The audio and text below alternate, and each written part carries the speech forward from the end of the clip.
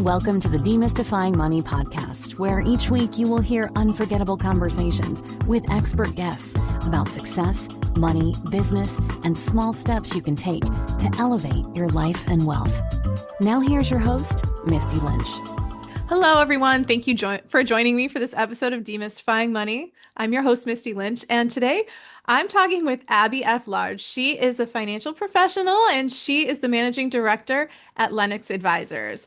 And I wanted to talk to her. I talk to some, people in different industries, but sometimes I love to talk to people who are also in financial services because there's so many different parts of a financial plan and a financial picture, not just your income or your retirement savings. There's so many other things to think about. And she's really focused with her clients on looking at some insurance strategies, estate and trust planning, which is just such an important piece of that wealth transfer protection side of the business that I think everybody needs to be aware of and learn more about, whether you're in the beginning of your financial career or if you're transitioning to retirement, looking at transferring wealth to your family members, or really just trying to get a better picture of the whole, all of the financial things that we need to think about. And so thank you, Abbe, so much for joining me today. Oh, thank you for having me. This episode of Demystifying Money with Misty Lynch is proudly sponsored by Soundview Financial Advisors. Visit www.soundviewfinancialadvisors.com to learn more. So I know we're in a fairly male-dominated industry, and you've been working for more than 30 years in this space. What drew you to financial services and the work that you're doing today? Well, that is a 32-year ago question, which 32 years ago, I didn't go to college to be a financial advisor, right? No, none of us did. College, I have a Bachelor in Science in Journalism. I have a journalism degree. And I thought that I wanted to get into advertising, but I didn't, fast forward, I really didn't have the talent for that or the wherewithal. I was floundering. I was in my 20s. I was living in Manhattan. I didn't have my family. My family sold their home. I grew up on Long Island. They sold their home after, my childhood home, and moved to Texas. And they just assumed I was going to be moving with them. And I'm like, no, I'm not moving with you. What gave you the idea that I would? I'm a New York girl. Not that there's anything wrong with Texas, but I wasn't moving.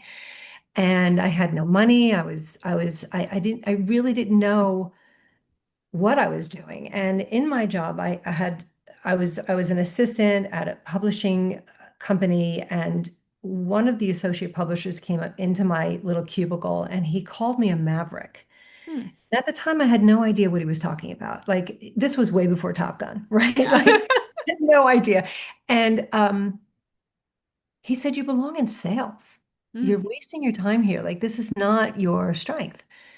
And I kind of ignored it because I didn't know what to do. And I didn't really have great support. I just had myself, really. And fast forward, I'm in his office and I'm putting in Coca-Cola cans in his little fridge in his office, and they're falling out, and I'm putting them back in, they're falling out, and he starts laughing and he goes, "Oh my goodness, if you don't leave here and get yourself a sales job, I'm going to have you fired." Like, this is ridiculous.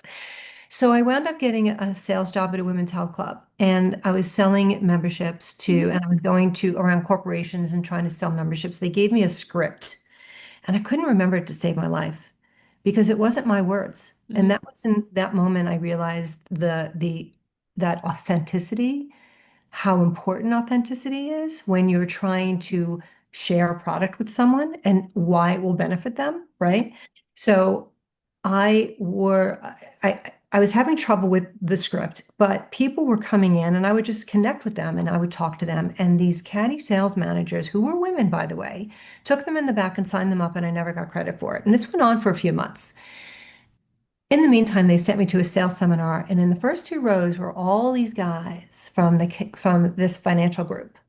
And one of them, thankfully, came up to me and we exchanged our business cards, and he gave my card to a sales manager there. And that sales manager called me, like, I'm not kidding, Misty, like 6 or 7 times. It was just like, what? Like, okay, I'll just come in just to get this person to stop calling me. So I went in. And at the time, now let me preface this, at the time, I had told the managers about what was going on, and they said, whatever it takes to get the sale. I'm like, okay, kind of don't feel like this is where I should learn or, dig my roots Mm-hmm. in. So I went to the interview, and everyone that I met there, I had no idea what was going on, what they were selling, what they were doing. All I know is that they were happy, Mm-hmm. they were healthy, they were in control of their destiny. And I was this 26-year-old woman, girl, I Mm-hmm. should say, lost, broke. My family, no family. They moved. Mm-hmm. My apartment was going co-op, which means they said you either buy it or move out. I was dating some schmuck that thought I should go work at the Gap on the floor. Not that there's anything wrong with that, but that's what they thought. He thought my potential was. And I decided I was going to do this. I Mm-hmm. decided, let me go. The culture was what drew me. And I was the only woman there. And I used to think that, I don't know, I never separated myself mentally from the guys. I Mm-hmm. felt like I got one over on you. I'm different. I'm Yeah. different than you. And I capitalized on the differences. Like, I don't know, I just brought my own personality, my own creativity to the prospecting, my own grind. I mean, I grinded that Mm-hmm. first year. I cried every night in the Mm-hmm. shower. It was so hard, but I had no option, no Yeah. option. Like failure was not an option for Mm-hmm. me. And if I did fail, I had to move. And I wasn't moving. So Yeah. there was no option. And in that first year, I qualified for being one of the top five producers in the entire company in their first year in their business. I was the only woman on that stage when I got recognized. And I remember and sorry, I want to go back. And that year, I bought my apartment. Mm-hmm. I put money in savings. I met my husband. I met my best friends in my life, and I found my career. That's amazing. All because I was just following my desperation, Mm-hmm. following what felt good Yeah. and my intuition. That was it. And I didn't see myself as, you asked the question, what was it like being in the Mm-hmm. men's world? I don't know. I felt like I never sat in the corner. I always sat at the table. Mm-hmm. I I don't know. I demanded things. I Yeah. wanted things. And again, I was driven because failure was not an option. Now, Mm-hmm. how does that carry over into today? Yeah. Uh, well, like I said, Jane Goodall with Mm-hmm. her sexy legs was the reason she got on the front of Time magazine, is what she was told. And she said, "Thank you, legs." Mm-hmm. I'll say, "Thank you, Abby." And Yeah. thank you for how you were and who you were at the time, because failure was not an option. I didn't take shit from anybody. Mm-hmm. I, if it was going to be, it was up to me. And I made it happen. And were there times where I was discriminated against? Sure, Mm-hmm. but I stood up to it. Yeah. I'll give you an example. I was with my client and his accountant, and we were discussing the insurance component of his plan. And the CPA belittled me. Like it was so bad. And then my client excused himself to go to the bathroom. And while I was in the bathroom, I looked straight into this person's eyes. I said, "Don't you ever speak to me like that in front of our client. Mm-hmm. I would never disrespect you. Don't do it to me." Mm-hmm. And then they said, "Oh my God, I'm so sorry." I said, "No, you can apologize when my client gets back, Yeah. when our client gets back." Mm-hmm. And they did. So I think that maybe that stems from how I was raised. I don't know, but I don't like bullying. And it was a form of bullying to me. Mm-hmm. And I Oh, for sure. stand up to that like nobody's Mm-hmm. business. Like, how dare you? Like, nobody puts baby in the corner. Like, don't you dare. Mm-hmm. And I don't know. I just had that mentality. Yeah. No, and I think that that's something that's important for people. If you feel like people tend to treat you how you let them.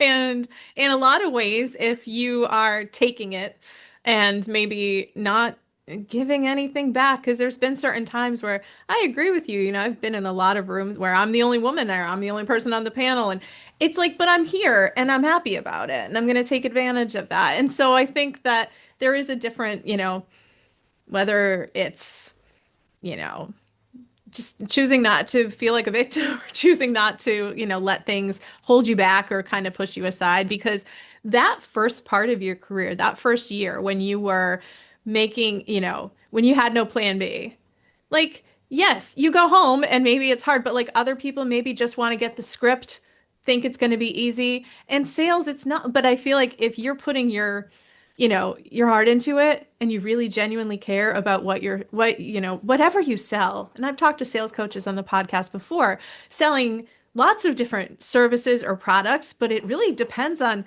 that feeling that you get across to that client, to that person who is looking to you for advice and help. So I love the fact that you just kind of went ahead, went for it because this was going to work for you and you fell in love with the culture. You didn't necessarily know exactly what this team was going to be like, but you liked and you trusted your intuition, which I think is so important for some people. A lot of times we'll feel like this isn't the right place for me, and people will stay for whatever different reason.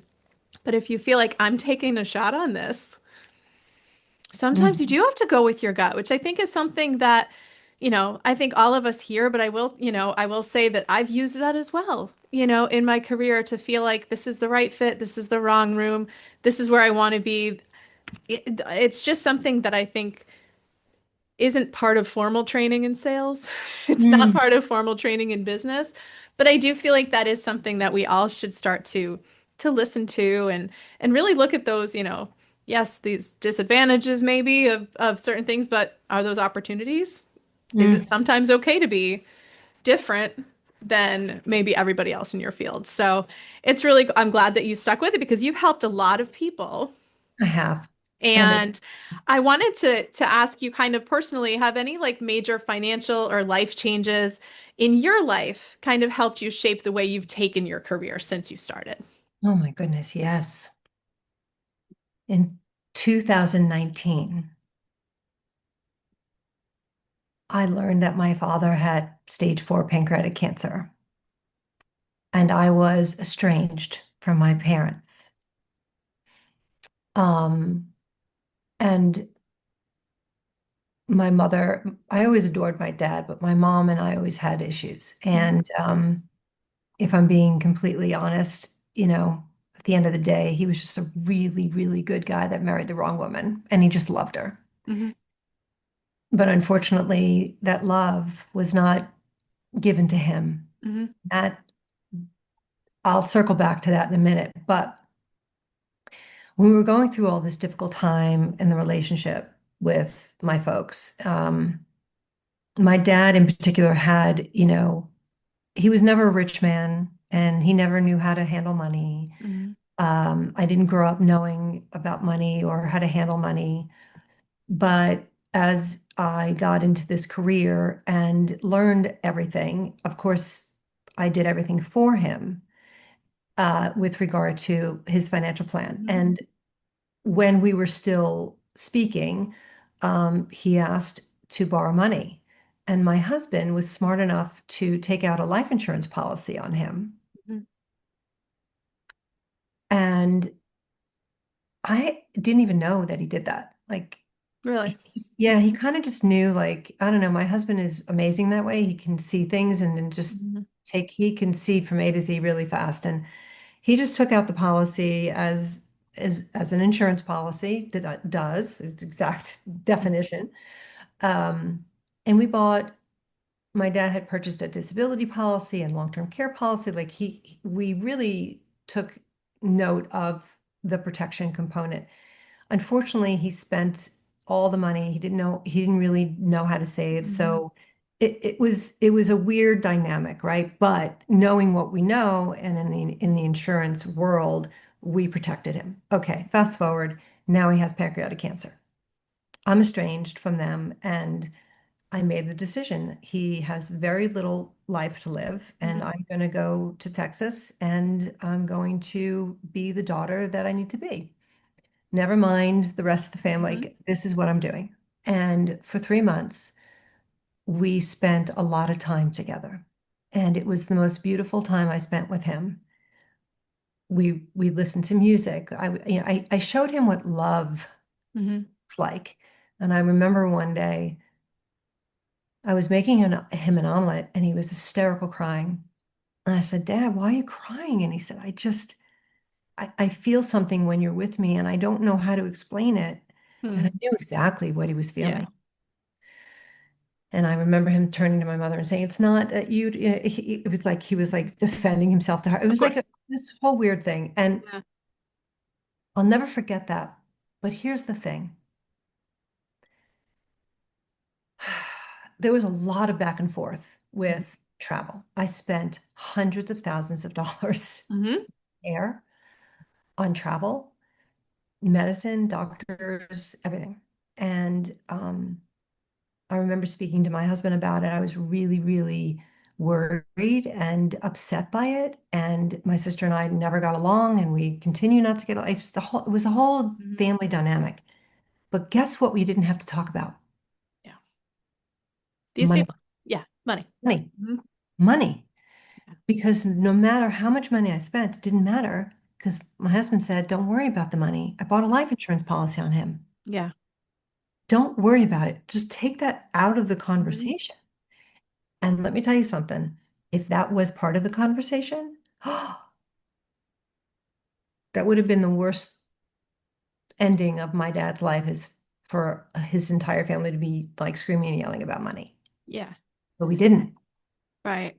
So I was in my client's shoes Mhm. for the first time, really, like with everything that I do, with all of that money that came in and not worrying about it Mhm. and just focusing on family and love and building and repairing that. And so you asked the question, Yeah. how did my experiences in my career help shape what I do, right? With my clients. Now, when I talk about this kind of planning, I haven't, I have felt this to the bone, Mhm. is bone deep what I have felt. How that money got rid of so much anxiety and so much family dynamic crap, that what I do really matters Yes. to families. Yeah. And when someone gives me a pushback, I Mhm. can authentically and truly, from the core, say, no, that is not right. And this is what happens. Like, this is what really happens. If we have the unfortunate job of painting a picture for people Mhm. 20, 30 years out that they can't see, Mhm. right? So I did all this planning years before the event, right? And now I see all that planning come to fruition, and I feel it in my bones. That kind of conviction you can't fake, Right. No, right? you can't fake it.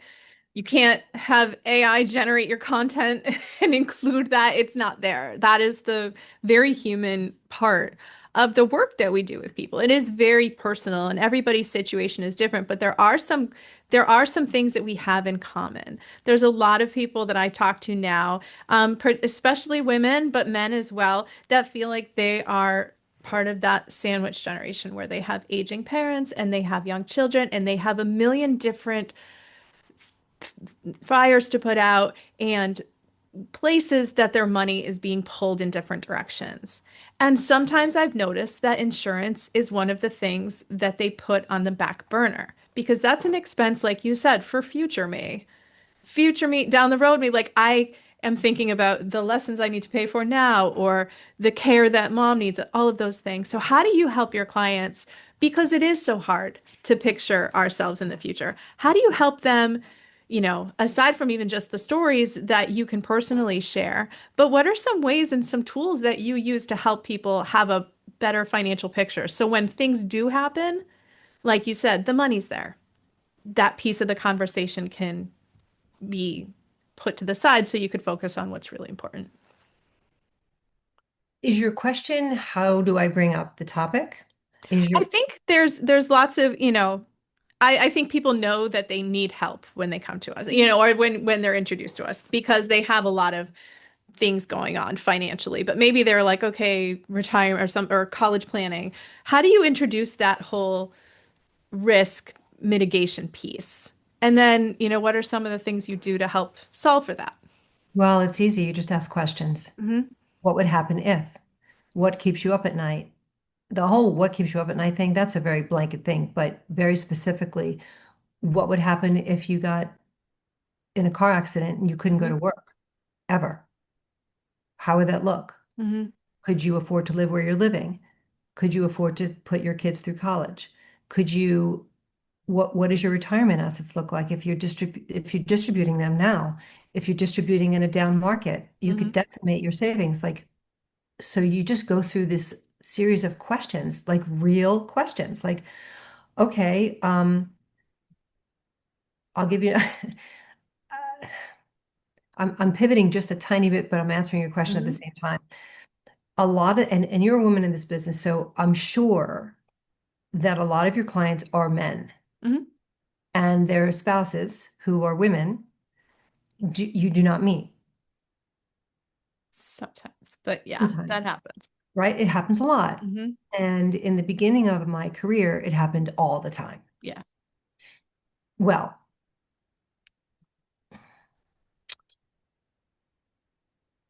I had I had a client that passed away suddenly, and he had a $10 million policy, life insurance policy.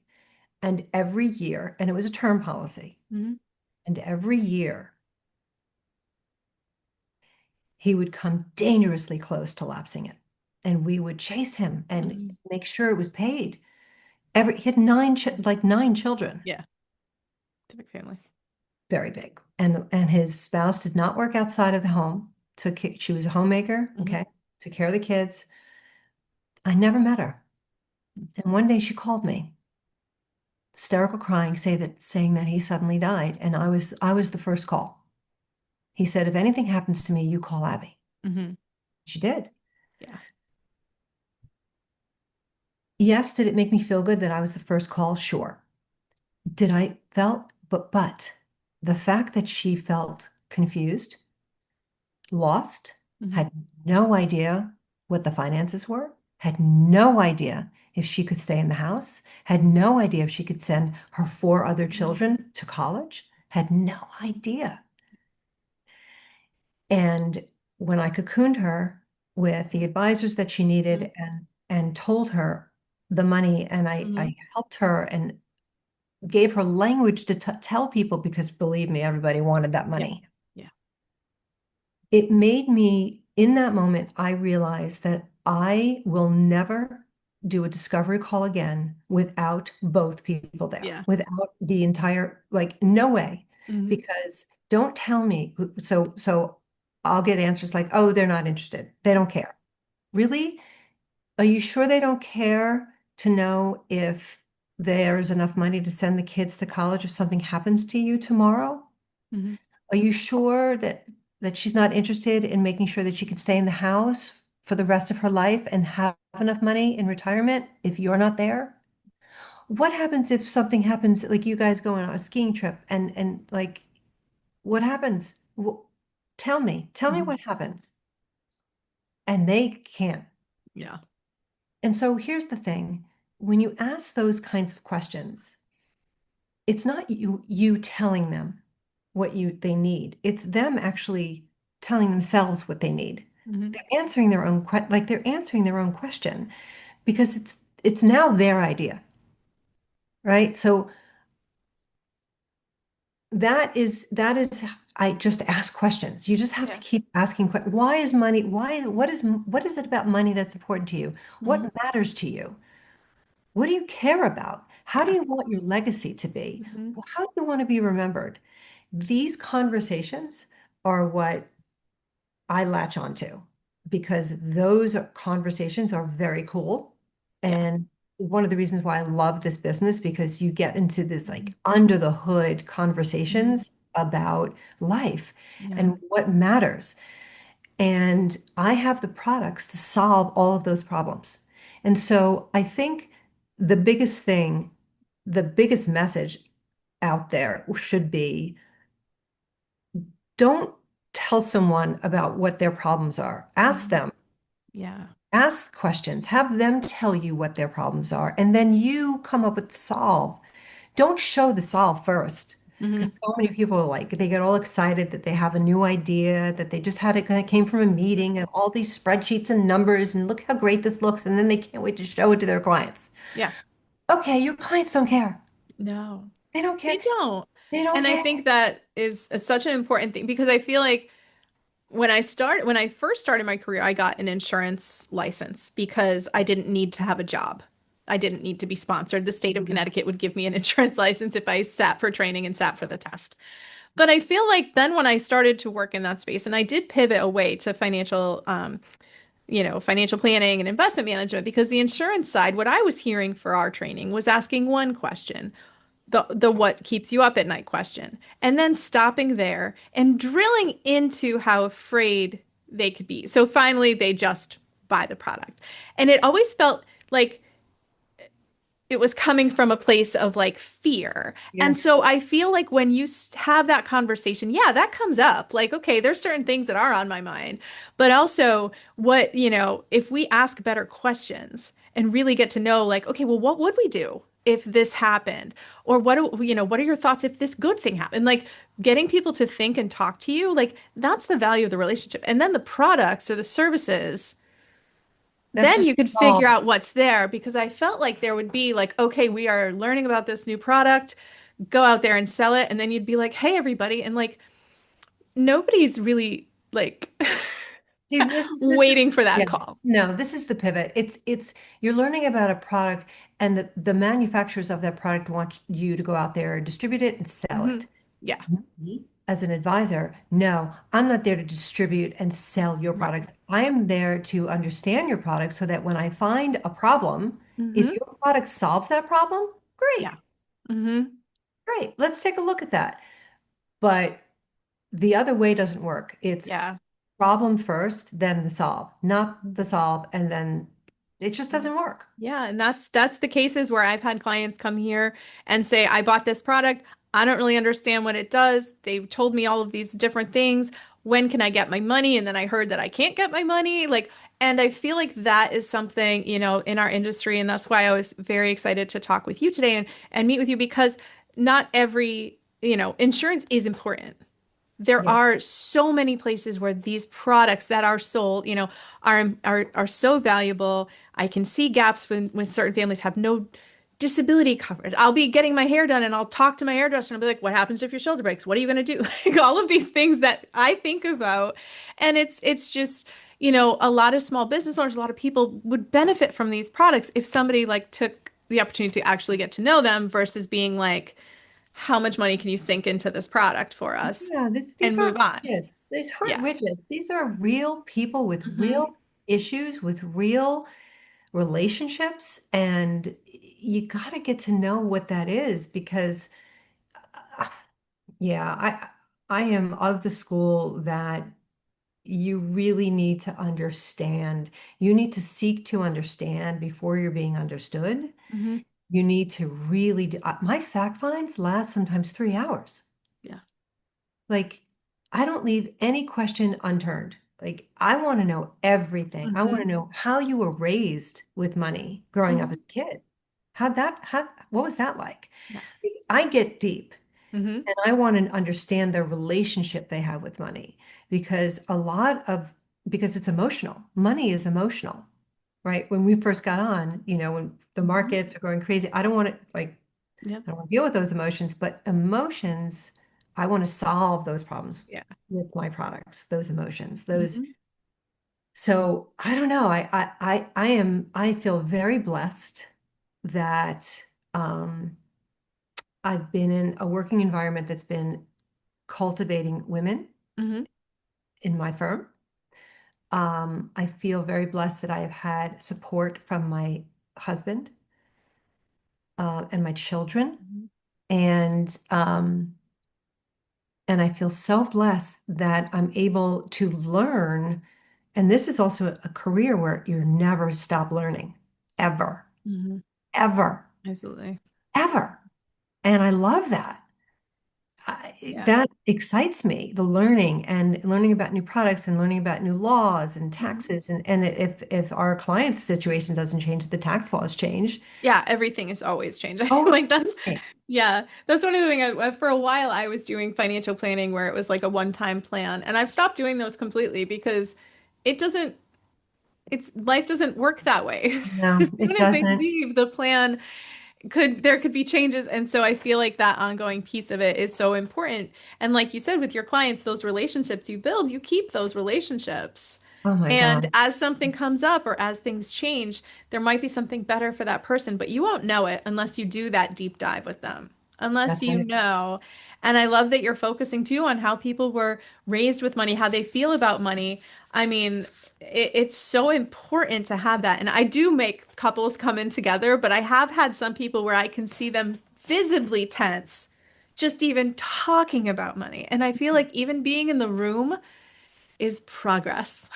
Mm. Just listening. And eventually it like gets more comfortable because you're right. I feel like a lot of people are boxed out of the conversation like, oh, I'll spare them the discomfort of having to talk about finances or I'll handle everything.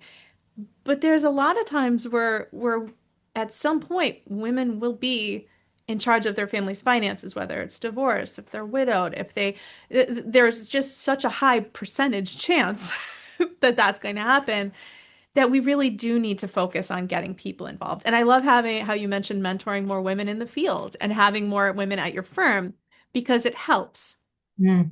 representation, feeling like, oh, I can't tell you how many people I've talked to that felt really uncomfortable with their ex-husband's financial advisor or the financial advisor they worked with because they didn't even acknowledge that they were Oh, on the planet. that's awful. That is, it's really funny. That's like sales 101. Like Yeah. when you have a spouse, like a husband and Mhm. wife, look at the wife or look at the spouse that Right. like doesn't do the finances. Yeah. Like look at them. No, and I feel like that is sometimes like even the like groundbreaking training is like throw the woman a question and make it an Yeah. easy one. And Oh I'm just yeah. like, I want to know everything. How about I this? How want to about know. how about this one? Oh no, no. My wife doesn't work. Yeah. Like, really? Mm. You don't think she works? Sure about that? Okay. Okay. Why don't we Well, go have replace oh, all of those tasks? Yeah. okay, yes. Yeah. I Yeah. don't let any of my clients get away with silly responses like that. I No. really don't. And you don't answer ego with ego. Hmm. You answer ego with a question. Yeah. Have you considered? And then ask Hmm. a question. It's the best way when you're dealing with an ego to handle the question because then it becomes their idea. Their idea, their Hmm. answer, their Their their idea. thought. Like, you know what? We were talking, and if something happened to me, you should probably know this. It's like, Yeah. yeah, Have you good considered that point. if you are no longer here, what will happen to your children? Who will take care of them? Mm, Let yeah. them answer. Hmm. Who will take care of them? Yeah. Let them. And then what happens is they start getting to those like deep conversations with Hmm. each other. I once had a couple. This is interesting. I once had a couple. You mentioned the you like the how you were raised about Hmm. you were raised with money. I had a fact find with a couple, and I asked that question. How were you guys raised with money in your house? And I got polar opposite answers. The Yeah. husband was like, no problem, no Yeah. issue. The wife said, oh, I was raised really wealthy, like private jet wealthy. Hmm. And my father lost all of it. Yeah. So now I am like, I just want to put cash under the mattress. Hmm. And the husband didn't know this Really. about the wife, Yeah. right? So I'm like, and so, and they were looking at annuities, and Hmm. so I had to pick a product that worked Makes sense. Yeah. mentally and emotionally with Hmm. both of them, Yeah. and it did. And I found Mhm. that product. Now, when you do all your training, you learn about those products. That's the point of that. Right. Yes. That's the point. To That's be the able to point of identify the that. right move for the right person. No, I agree. And it's funny because I feel like those conversations about money, I feel like people always assume that, but especially when you're dealing with couples or even with with individuals, when we wonder like if there is a hesitation or they're like, "Oh, I'm just going to keep all this money in my checking account because it feels good." Like why is that Does that feel true good to for you? you? Why does And that feel good to you? yeah, What's an what feels answer? good about it? And like sometimes that in some situations when I've done financial planning, even having visibility into all of the accounts and what's there and looking at it in one spot versus like just looking at your checking account balance and like freaking out feels like a little bit of relief. Like, oh, Yes. okay, like this money that's going out here into my 401k or like and just making sure even knowing what other people have or your spouse has like some of my clients can't even tell me how much their spouse makes Really when they first start. Yeah, interesting. because it's just such a it's like it's kind of like that old belief like we shouldn't talk about it, but it's like yeah, but you should with your Yeah. household and Yeah. your family. I talk a lot about that. Hmm. I am often speaking on podcasts Hmm. about speaking early and often to your children about money. Yes. It is not taboo. Mm-mm. This is a little funny, but I'm watching Sex and the City, the whole thing all Hmm. over again. Wonderful. And Charlotte, Hmm. the character, Yeah. she comes for money, right? And she's Hmm. like, and when Carrie Bradshaw's when she was getting kicked out of her apartment, Hmm. do you Yeah, watch I've watched. Yes. Yeah. getting kicked out of the apartment? She had to buy it, and she didn't have the money. And Charlotte was like, "No, you shouldn't talk about money. It's not. It's not." Not I quite. was like, "Wow, Yeah. it's so interesting to see that," because I think times have changed. Yeah. I really do. I don't believe in that anymore. And I don't think I ever did. I think money needs to be discussed with the family early and Mhm. often because to your point about the sandwich years, right? People are put in that position because they didn't speak to their parents about their Mhm. finances. Mhm. They're put in that position now and they have to take care of their parents' finances. They have to take care of their health, Mhm. their bills, all that stuff. It's like major responsibility. It's Yeah. a full-time job. And then they're also raising their kids. Mhm. And the only reason why that's happening, and it's so overwhelming, is because they didn't plan. Yeah. They didn't talk about it.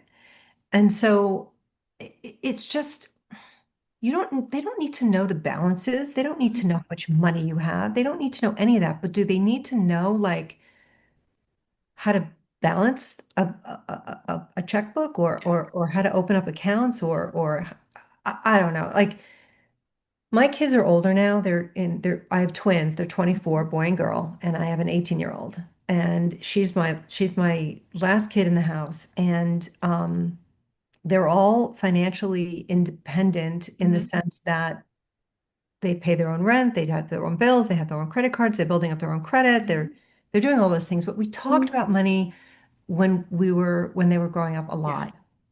So I don't think that that is a taboo. I think the more we say it's Mhm. okay to talk about, the more people will talk about it. Yeah, I agree. I feel like it's as important as teaching them like nutrition and health and taking care Yes, of their body. Like all like you need to know these things. yes, yes. It's That's like the a very most good important point. thing I feel like I could teach them because Very good like point. you said, like there's, a lot of people I talk to, they're in a lot of debt or they have all these, and they really didn't understand any of that piece of it. And also, like you said, like some people who don't talk to their parents about money and their parents are older and they don't realize like, oh yeah, like she never wants to leave the house and like she wants full-time care. Like I have an Italian family. Like you don't like like Hmm. the daughters are supposed to be providing all of the care. It's just an interesting like you know, if you don't know what's coming, it could be a massive amount of your time, amount of your money. And like, not that it makes it any easier when like those days come, but also like having a heads up can Yeah, be very, very helpful. Because, we don't really know when we're gonna, need to step in and help. And sometimes it's faster than, you have a 5 years to kind of plan for this. Not with a lot of the families I've talked to lately, it's much, much more sudden. So, or it feels that way, probably because the conversation starts when the urgent thing It's happens. funny. You and I are like, I'm like so in sync with you right now because you are 1,000% right. I am the guests on podcasts a lot to talk about the sandwich years, and it's really interesting to me because the podcasters are in that position, and they're Mhm. like, "How do we get out of it?" I'm like, "You should have spoken about this, Yeah. 20 years ago." Hmm. It's like when it's a real problem, it's kind of too late Too late. Or it's harder. for It's going to them. require more money, more More energy, money, more more effort. stuff. They Yeah. could be uninsurable, but learn the lessons Hmm. so that you don't repeat it for your own kids because they're going to go through what you're going through right now. So fix Hmm. it. Fix Yeah. you at least. You can't fix them. Yeah. Learn from mistakes. Fix yourselves. Yes. Make sure your kids don't have the same problem. Hmm. And yeah. And let me tell you something. We are in a world of worry because people are living longer and Yes. people are not planning to Hmm. live this long. No. They are not saving enough money. Hmm. They're not taking out the insurance policies that they need to. They are just not doing it. And they think they're all gonna die when they're what, Yeah. 75? No, 75 is like the Hmm. new 60, Hmm. 65. Yeah. Not, I mean, people are, and it's really important for us financial advisors to make sure that when we're doing the planning, it's to age 100 Hmm. or further, Yeah. 120. I mean, life insurance is to 121. Yeah. So think about that, right? Yeah. No, but I don't it's have to live to true. 121, but Yeah. No, but but I I feel need to like that plan is for it. that's true. I know, like, and a lot of times I'll talk to clients and I will go out to age 95, age 100, and they'll be like, "You've got to be kidding me. Mhm. My dad passed away at like this age." And it's funny because my father's father died young, and I think he assumed too. So he like financially acted like he was going to be here for a good time and not a long time. And he lived to 78. So, A good time, it but would not have a long maybe time. I love it that. would have maybe been cool to save a little, but that's why I do what I do now. Is that your why? That, yeah, in some ways, because it felt like, wow, this could have been a little bit easier. But like, man, like if you don't, it's so hard again to picture yourself, and I talked to some clients who are like, oh, I guess I'll retire at 65. And I'm like, okay, we're funding maybe a 30, 35 year, and you don't want to take any risk. You don't want to like, Yeah, and if you like working, like, why don't you work longer? Why don't we yeah. keep doing like I don't. there's so many things that I feel like we have in our heads that are just kind of like the template or the answer sheet that we feel like is gonna, well, everyone retires then, right? Shouldn't I? It's like, I don't know. Do I you don't, love I don't what do you believe in think? retiring I, people. I don't think people should be retired. I I feel think like it's certainly going to change, especially these ages with way, like you mentioned, people living longer, people living healthier. Like that's you know, right. They're there's a doing lot of things. changes. It's just so many changes there. People are no longer retiring. They're just pivoting to something Mm, that gives them joy. yeah.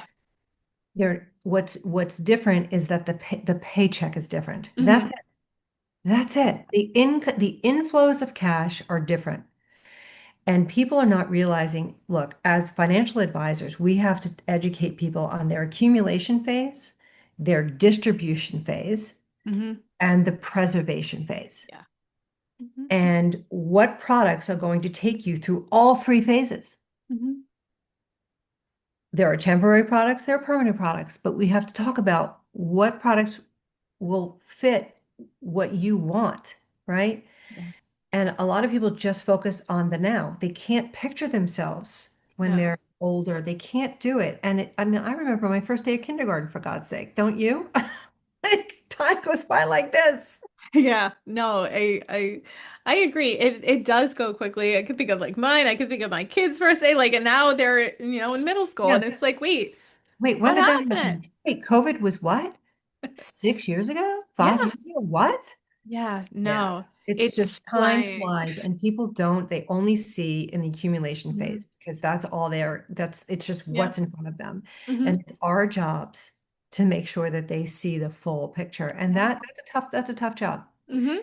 But I love it. Yes. No, I agree. I love it too.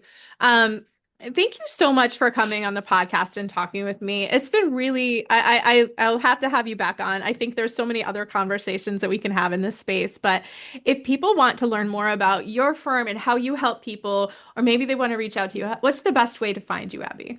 Best way, please just send me an email. It goes directly to me, alarge@lennoxadvisors.com. And Lennox is with one N, Lenox, Advisors.com. Thank you so much, Abbe. And thank you everyone for listening. If you'd like to listen to other episodes of the podcast or grab a copy of my book, please head over to mistylynch.com. And if you like this episode, please feel free to like and subscribe to this show. Thank you so much for listening, and we'll talk again next week. Don't forget to share with friends and family, and together, let's demystify the world of money. Knowledge is the key to financial empowerment.